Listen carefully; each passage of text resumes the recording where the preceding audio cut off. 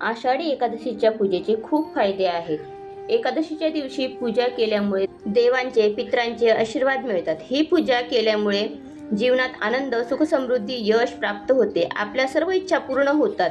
त्यामुळे हे व्रत नक्की करा. 25 जुलै शनिवारी आषाढी एकादशीचे हे व्रत आहे. त्या दिवशी उपवास कसा करायचा, पूजा कशी करायची, संपूर्ण माहिती तुम्हाला या व्हिडिओमध्ये मिळेल. श्री स्वामी समर्थ. आपल्या रेखा मोरे क्रिएशनमध्ये खूप खूप स्वागत आहे. आपण कसे आहात? चांगले असाल. आणि मी अशी ईश्वरचरणी प्रार्थना करते की तुमचा हा दिवसही खूप आनंदात आणि श्रद्धेने जावो. तुम्ही आज आपण जी प्रार्थना आणि पूजा करणार आहोत, जी आपण आज आषाढी एकादशीची पूजा करणार आहोत, त्याची संपूर्ण माहिती तुम्हाला मी आज देणार आहे. आणि ती तुम्ही जाणून तुम्ही ती तशीच पूजा करावी अशी मी प्रार्थना करते तुम्हाला. कारण आपल्याला खूप काही शिकण्यासारखं आहे ह्या पूजा परंपरेमधून. आणि आपण ज्या पूजा वगैरे करतो परंपरेनुसार, तर त्याच्यामधून आपल्याला खूपसं काही फळ पण मिळते आणि त्यांचे शुभ आशीर्वादसुद्धा आपल्याला मिळतात. तर आज आपण आषाढी एकादशीची पूजा मांडणी कशी करायची आहे, त्यात उपवास कसा, आरती, पारायण सगळं आपण याच्यामध्ये जाणून घेणार आहोत. आणि तुम्ही जर चॅनलवरती नवीन असाल तर चॅनलला लाईक करा, सबस्क्राईब करा. आणि सबस्क्राईब केल्यामुळे काय होणार, बेल आयकॉन पण दाबा. त्याच्यामुळे काय होणार, नवीन जी माहिती येणार ती तुमच्यापर्यंत पोहोचणार आणि तुम्हाला सगळ्यात आधी त्याची माहिती मिळणार. त्याच्यामुळे तुम्ही तयारी करून त्याप्रमाणे पूजा तुम्ही करू शकता. आषाढी एकादशी म्हणजे त्या दिवशी विष्णू भगवान झोपी जातात, निद्रास्त होतात. त्याच्यामुळे या 4 महिन्यामध्ये आपण फक्त आणि फक्त पूजाविधी वगैरे करतो. आपण जसे लग्न किंवा मुंज वगैरे असे आपण नाही करू शकत. आपण फक्त त्याच्यामध्ये नामस्मरण अशा पूजा आपण या 4 महिन्यामध्ये करू शकतो. त्याच्यामुळे आपण हे जे काही व्रत वैकल्य येतात ते आपण सगळे करायचे आहेत. आणि जितकी जास्तीत जास्त सेवा आपल्याकडनं घडणार तेवढं सगळ्यात जास्त पुण्य आपल्याला मिळणार. त्याच्यामुळे ह्या सेवा आपल्याला करत राहायच्या आहे. आणि निद्रिस्त झालेले विष्णू जेव्हा उठणार त्या एकादशीला देव उठणी एकादशी असे म्हणतात. तर तोपर्यंतचे जे काही आपल्याकडे जो 4 महिन्याचा वेळ आहे त्याचं आपण सोनं करून घ्यायचं आहे. आणि सर्व काही पूजाविधी, सेवा, स्वामी सेवा वगैरे सगळं काही करायचं आहे. त्याच्यामुळे काय होणार, आपल्याला खूप पुण्य प्राप्त होणार. तर चला आता आपण जाणून घेऊया की आज एकादशीची जी पूजा मांडणी आहे ती आपण कशी करायची आहे. आणि बाकीच्याही मी तुम्हाला काही गोष्टी सांगणार आहेत. काही एक उपाय पण मी तुम्हाला सांगणार आहे. तो सुद्धा तुमच्यासाठी खूप महत्त्वाचा आहे. आणि तुमच्या घरासाठी पण नजर दोष वगैरे काय असेल तर तो सुद्धा त्या उपायाने निघून जाणार. कर्णीबाधा वगैरे असेल तर ते सुद्धा काही तुम्हाला होणार नाही किंवा तुमच्या घरावरती काही असं होऊ शकणार नाही. तो एक उपाय सुद्धा खूप महत्त्वाचा आहे. तो मी तुम्हाला व्हिडिओमध्ये समोर सांगणारच आहे. तर तुम्ही व्हिडिओ संपूर्ण बघा, शेवटपर्यंत माझ्यासोबत बनून राहा. म्हणजे तुम्हाला सर्व माहिती आणि उपाय सुद्धा कळतील, सेवा सुद्धा कळतील, काय करायचे आहेत आणि काय नाही. पण पंढरपूरला तर नाही जाऊ शकत कारण तिथे खूपच गर्दी असते. त्याच्यामुळे आपण घरीच ही पूजा मांडायची आणि छान प्रसन्न मनाने याची पूजा करायची. आणि आपण खूप सोप्या पद्धतीने ही पूजा करणार आहे. त्याच्यामुळे तुम्हाला काहीही अडचण येणार नाही. त्याच्यामुळे तुम्ही बाहेर जाऊन नाही करू शकत. आपण विठ्ठलाला पंढरपूरला नाही जाऊ शकत. त्याच्यामुळे आपण घरी तरी साधी आणि सोपी पद्धतीने ही पूजा करू शकतो. त्याच्यामुळे आपण ही पद्धत बघून आणि ही पूजा नक्की करा. आणि हा जो उपवास आहे तो आपण ज्याला झेपवत असेल त्यांनीच करा. कारण कसं, याच्यामध्ये आपण फळं वगैरे खाऊ शकतो, दूध, दही असे पदार्थ आपण खाऊ शकतो. साबुदाणा वगैरे मला तरी वाटते की नाही खाल्ला पाहिजे, कारण तो खूपच विचित्ररित्या बनतो. आपण व्हिडिओज वगैरे बघतो की कसा बनतो साबुदाणा. त्याच्यामुळे तुम्हाला झेपत असेल त्या पद्धतीने करा. पण नामस्मरण मात्र नक्की करा. आणि अशी छोटीशी पूजा पण तुम्ही मांडू शकता.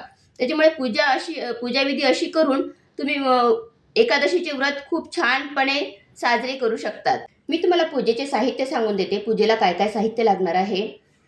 फुले, कर्पवस्त्र, नैवेद्यासाठी केळी, तुळशीची पानं असणे खूपच आवश्यक आहे.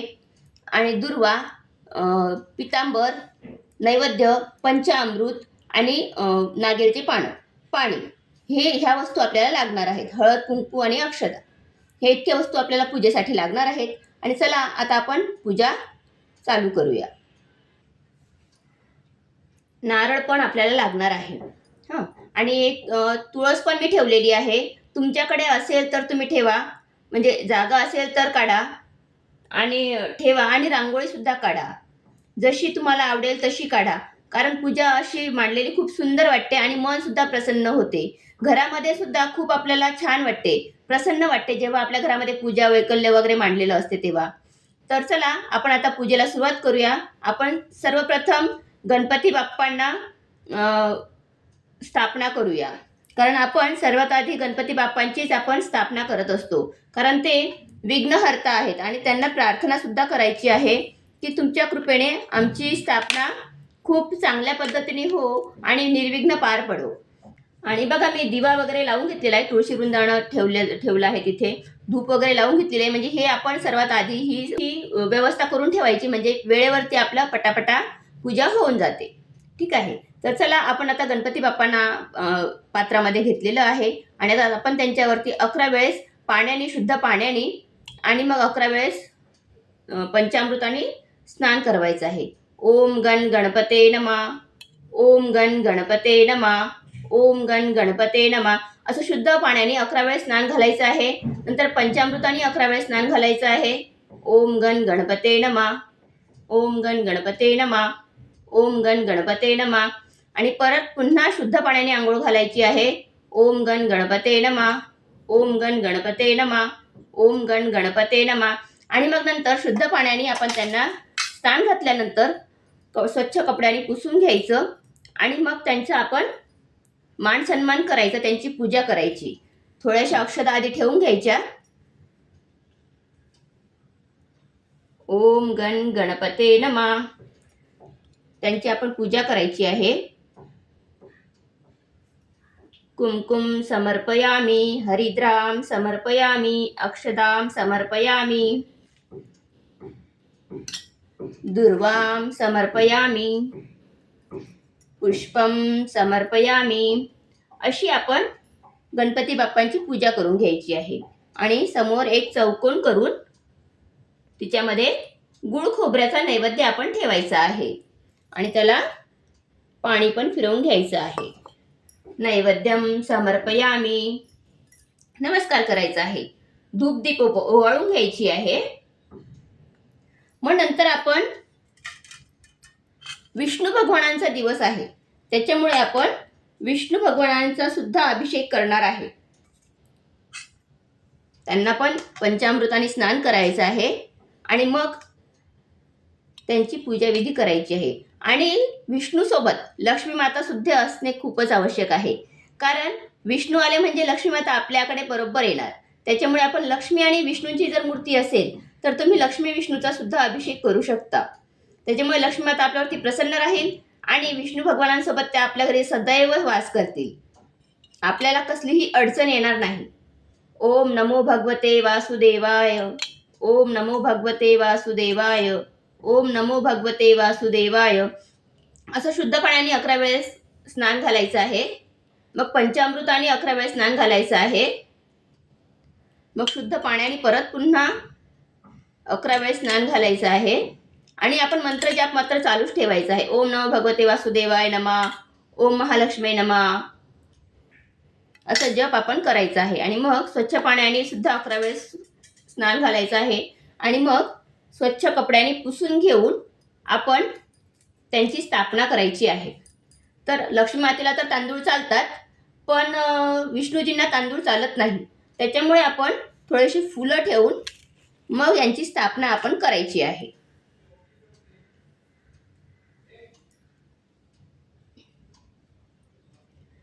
अशी लक्ष्मीनारायणाची आपण स्थापना केलेली आहे. आता त्यांची आपण पूजा करूया. विष्णू भगवानांना कुंकू चालत नाही, त्याच्यामुळे आपण त्यांना हळद वाहू शकतो. कुमकुम समर्पयामी, हरिद्राम समर्पयामी. लक्ष्मी मातेला हळद कुंकू अक्षदा असं व्हायचं आहे. फूल व्हायचं आहे आणि विष्णू भगवानांना तुळस व्हायची आहे.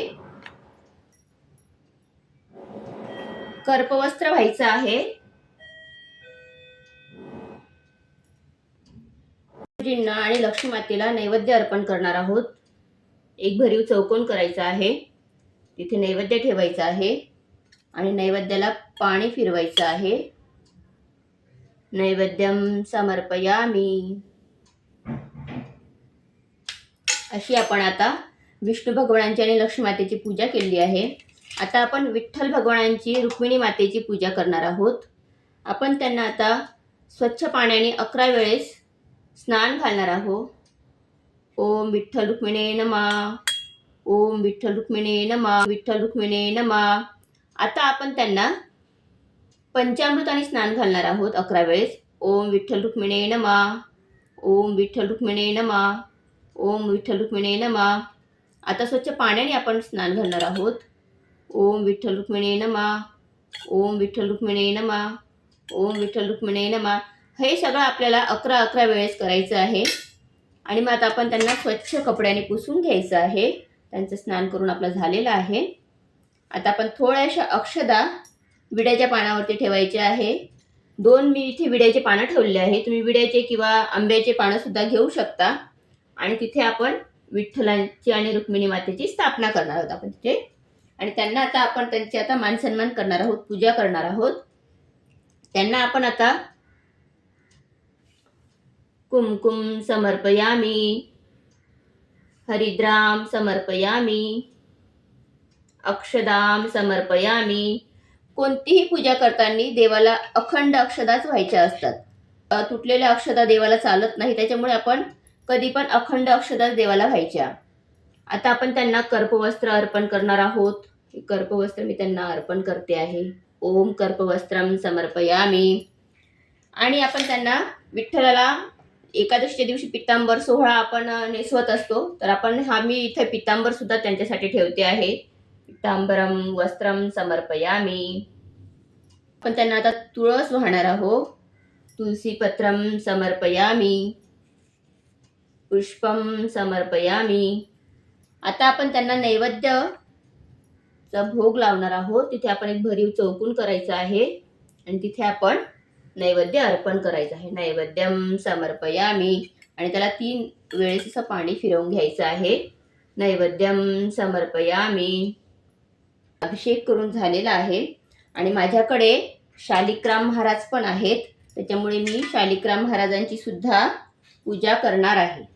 त्याच्यामुळे त्यांना सुद्धा 11 वेळेस शुद्ध गंगाजलाने ओम नमो भगवते वासुदेवाय, ओम नमो भगवते वासुदेवाय, ओम नमो भगवते वासुदेवाय. आता पंचामृताने स्नान घालायचे आहे. ओम नमो भगवते वासुदेवाय, ओम नमो भगवते वासुदेवाय, ओम नमो भगवते वासुदेवाय, ओम नमो. आता शुद्ध पाण्याने स्नान घालायचे आहे. ओम नमो भगवते वासुदेवाय, ओम नमो भगवते वासुदेवाय. आणि प्रत्येक स्नान हे आपण जे त्यांना अभिषेक करतोय ते 11 वेळेस करायचं आहे. चुकायचं नाही आहे. 11 वेळेसच स्नान घालायचं आहे. आता मी त्यांना तुळशी मातेमध्ये स्थापन करत आहे. त्यांना अक्षदा नाही चालत तर मी तसं फुलावरती मी त्यांची स्थापना करते आहे. फूल वाहते आहे. आणि या दिवशी विष्णूजींना, शालिग्राम महाराजांना पिवळ्या वस्तू अर्पण केलेल्या खूपच आवडतात. त्याच्यामुळे पिवळ्या वस्तू आपण दानही करू शकतो. पिवळ्या वस्तू आपण अर्पण सुद्धा करू शकतो देवाला. आणि पिवळ्या वस्तूचे दान धर्म केलेले खूपच चांगले असतात. त्यामुळे आपण पिवळे वस्त्र दान करायचे आहेत. आता आपण तुळशी मातेची सुद्धा पूजा करायची आहे. तुलसीम कुमकुम समर्पयामी, हरिद्राम समर्पयामी यामी, अक्षदाम समर्पयामी. आणि आपण कर्पवस्त्र सुद्धा त्यांना घालणार आहोत. अशी आपण आता ही तुळशी मातेची आणि शालिग्राम महाराजांची पूजा केलेली आहे. ओम नमो भगवते वासुदेवाय. आता आपण दिव्याची पूजा करायची आहे. दीपम पुष्पम समर्पयामी. अशीच आपण नारळाची सुद्धा पूजा करून घ्यायची आहे. हळद कुंकू वाहून, अक्षदा वाहून, फूल व्हायचं आहे.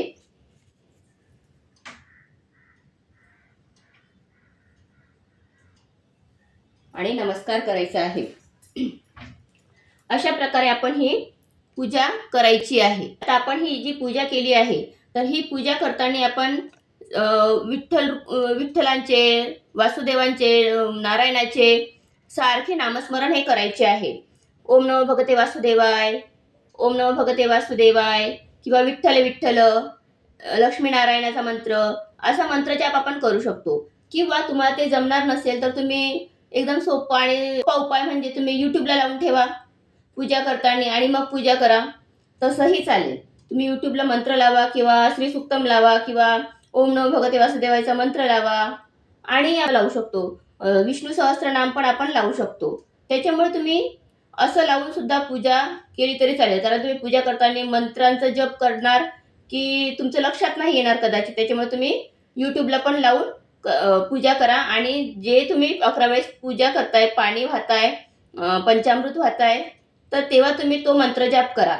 आणि पंचामृत जर तुम्हाला कळले नसेल तर पंचामृत खूपच सोपे आहे. दूध, दही, तूप, मध आणि साखर हे एकत्र करून पंचामृत बनते.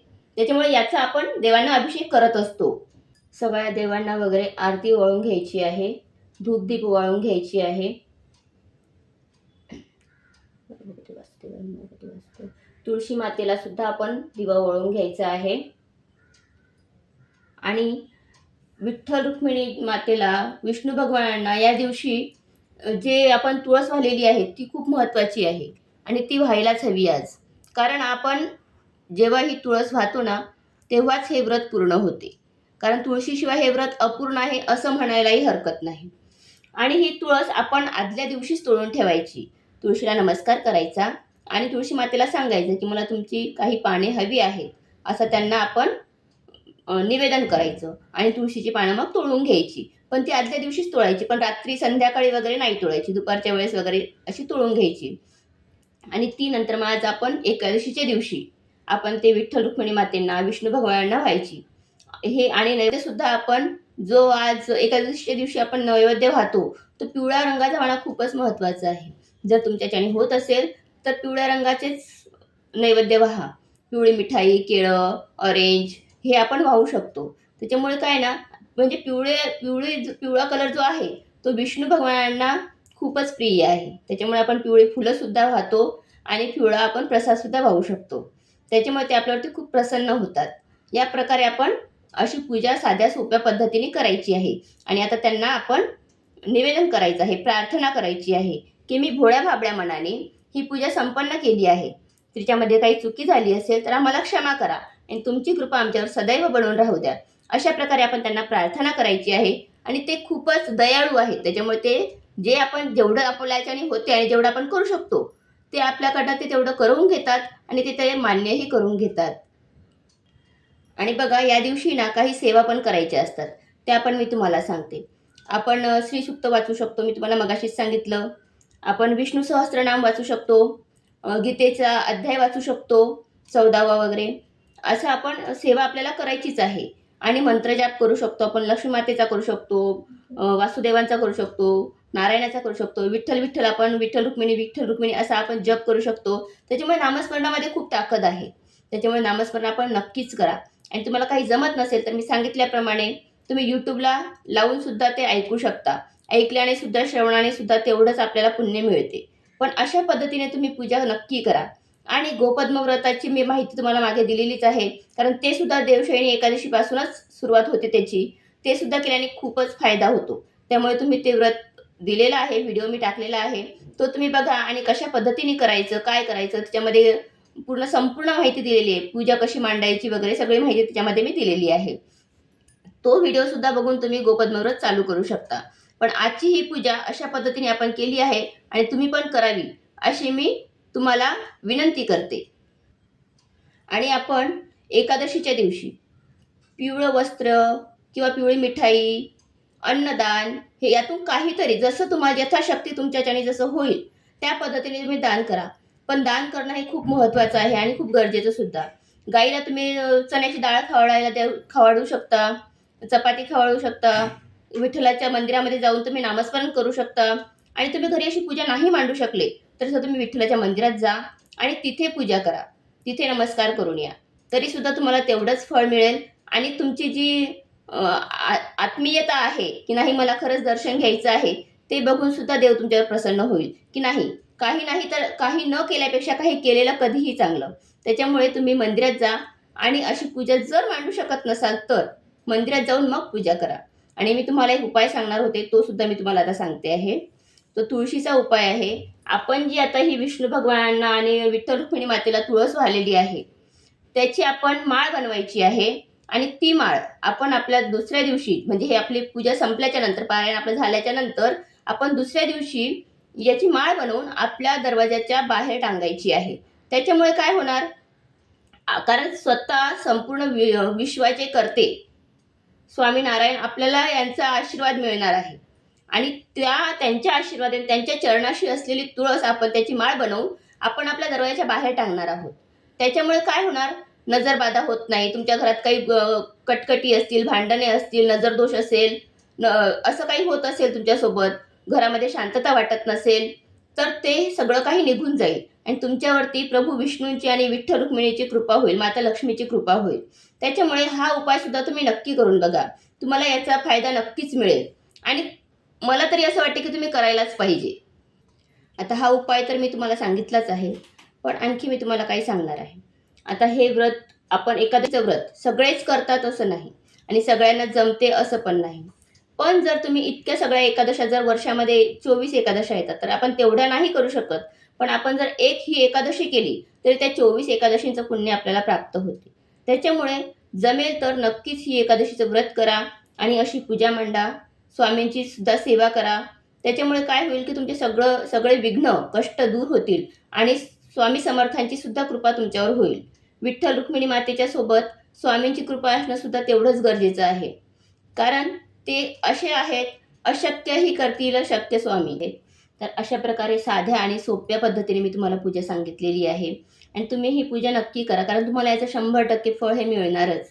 स्वामी तुम्हाला या पूजेचं फळ नक्की देणार आणि त्याच्यामुळे तुम्ही ही पूजा नक्की करा. ही महत्त्वाची माहिती मला तुमच्यापर्यंत पोहोचवायची होती आणि ती तुम्ही ऐकून अशी पूजा मांडावी आणि तुम्हीही या पूजेतून करून सगळं काही फळ मिळवावं असं मला वाटते. आणि तुम्ही ही पूजा नक्की करा. अशा पद्धतीने तुम्ही पूजा करा आणि जे मूर्ती वगैरे आहेत, बाप्पांची मूर्ती वगैरे आहे, ती मंदिरामध्ये ठेवा. फळं वगैरे आहेत, प्रसाद आहे, गुळ खोबऱ्याचा वगैरे प्रसाद आहे, तो आपण घरातले सगळे मिळून प्रसाद म्हणून खाऊ शकतो. नारळ वगैरे आणि फुलं वगैरे आहेत ते आपण ते निर्माल्यात टाकायची आहेत. अशा प्रकारे तुम्ही पूजा करा खूप साध्या आणि सोप्या पद्धतीने. आणि जर तुम्ही अशी पूजा जर मांडू शकत नसाल तर तुम्ही देव्हाऱ्यामध्येच अशा प्रकारे देवाची पूजा करू शकता. तिथेच अंघोळ म्हणजे पंचामृताने अभिषेक वगैरे करून तिथेच तुम्ही मूर्ती ठेवून पितांबर, कर्पवस्त्र वगैरे वाहून नैवेद्य दाखवून तिथेच मंदिरात सुद्धा तुम्ही तशीच पूजा केली तुमच्या घरामध्ये तरी सुद्धा चालते. पण ही पूजा मात्र नक्की करा. याचे फळ तुम्हाला 100% मिळणार म्हणजे मिळणारच. त्याच्यामुळे ही पूजा अशी करायची आहे सोप्या आणि साध्या पद्धतीने.